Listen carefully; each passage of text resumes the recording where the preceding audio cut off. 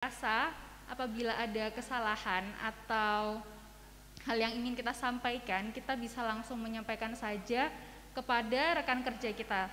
Jadi tidak perlu untuk kita memendam apabila itu memang untuk kepentingan bersama. Selanjutnya yaitu ada kolaborasi dan feedback, serta memastikan bahwa semua rekan kerja atau partner kerja ini terlibat.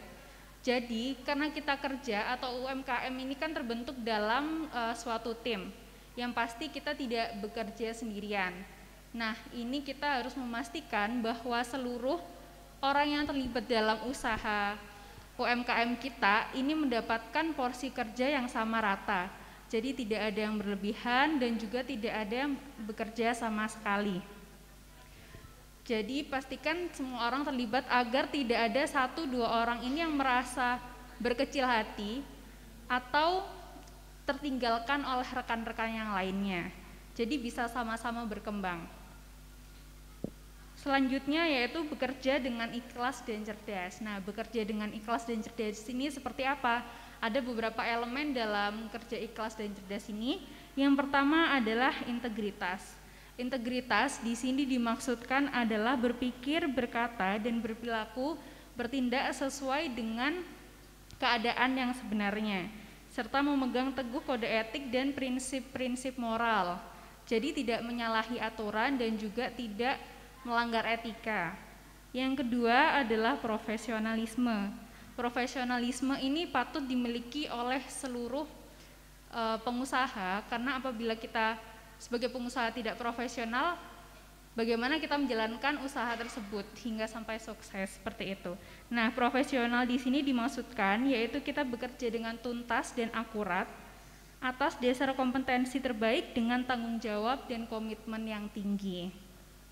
Selanjutnya ada sinergitas. Nah, sinergitas ini seperti yang sudah disampaikan sebelumnya, ini bisa didapatkan dari membangun bonding yang sudah saya jelaskan tadi. Jadi kita memastikan hubungan kerjasama internal ini terjalin dengan baik dan juga produktif, sehingga peran yang kita berikan atau layanan yang kita berikan kepada masyarakat ini bisa berkualitas. Selanjutnya pelayanan.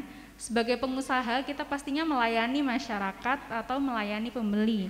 Nah, kita harus melakukan pelayanan ini dengan memaksimalkan kompetensi yang kita punya, yaitu memenuhi kepuasan pelanggan, lalu dilakukan dengan sepenuh hati, transparan, dan juga cepat.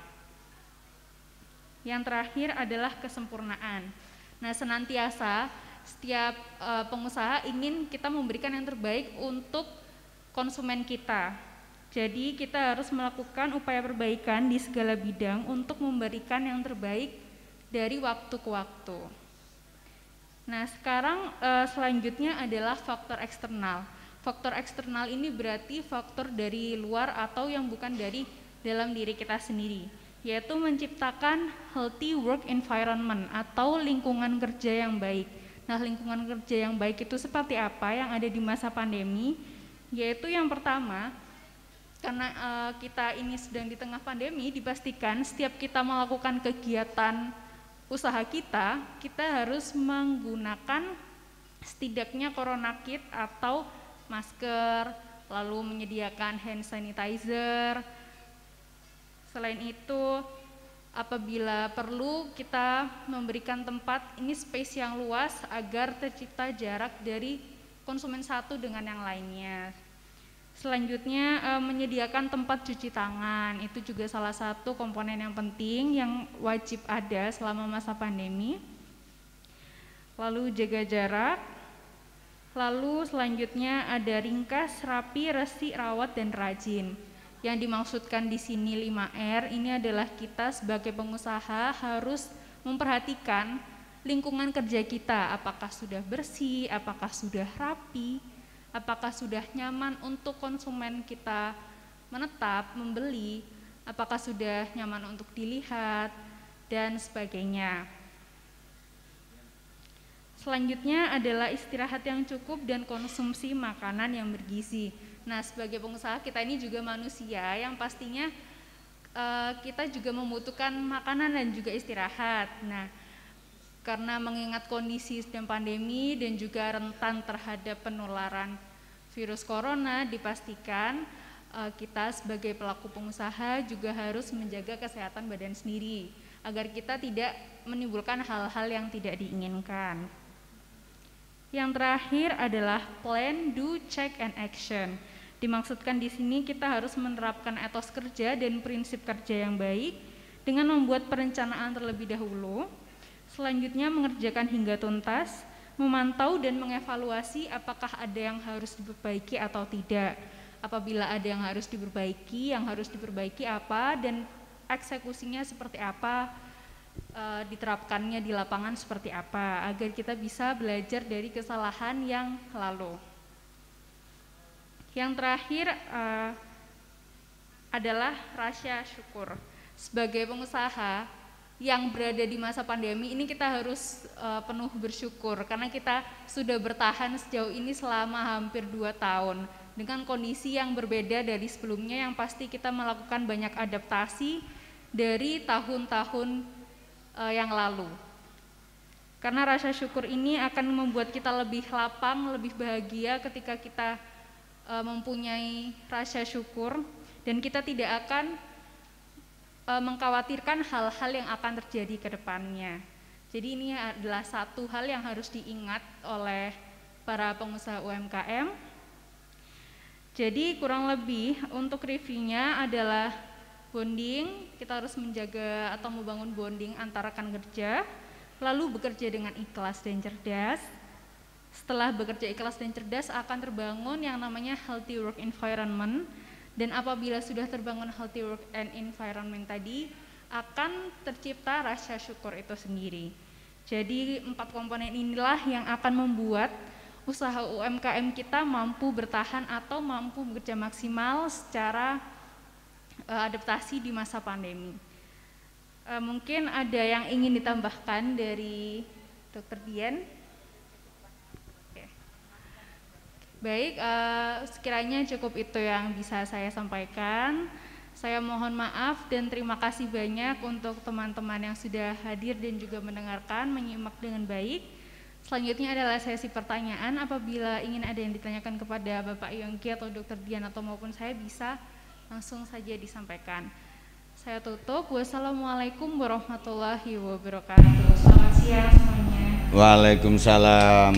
Ya, ini banyak sekali trik ya, trik yang disampaikan Dek Fahriza ini ya, tentang jurus-jurus UMKM agar tetap bertahan di masa pandemi ya. Itu ternyata banyak yang juga sudah saya lakukan jurusnya itu ya. Ada juga yang belum, ada dan banyak yang belum juga sih. Tapi alhamdulillah saya sebagai ini bukan pengusaha, kalau saya ini UMKM yang ngurusi warung kopi ya, UMKM yang ngurusi kopi ini bisa bertahan Mbak Dek Fahri ya. Saya bisa bertahan alhamdulillah. Dari 6 kafe saya yang ada di Malang ini yang saya tutup cuma 2, dan itu pun yang memang tidak representatif untuk atau enggak profit, nanti perlu ditutup, atau memang dukungan lingkungan kurang bagus ya untuk usaha, ya saya tutup daripada kita beban mental seperti yang disampaikan tadi. Orang usaha itu harus bebas ya, bebas berkreasi tapi tetap memperhatikan dan mempedulikan kondisi lingkungan sih. Tapi kadang-kala orang-orang sekarang itu juga sulit Mbak ya, baru ada bergerak sedikit, rame dikit sudah diprotes. Nah itu juga masalah eksternal ya dia. Itu faktor eksternal yang juga harus diperhatikan. Nah, terima kasih paparan materinya. Sebentar ya, itu agak menjauh dari mic, agak maju Bu, agak maju, itu ada speaker di sebelah sana, tadi agak maju. Oke. Boleh berdiri. Oke, sekarang kita lanjut ke sesi tanya jawab ya, dialog suwante, wong namanya jauh UMKM. UMKM tuh kayak cangkruan di warung kopi tuh kalau ada talkshow ya Bu ya. Ya suwante, jangan formal-formal nanti malah tegang. Oke, sedikit yang disampaikan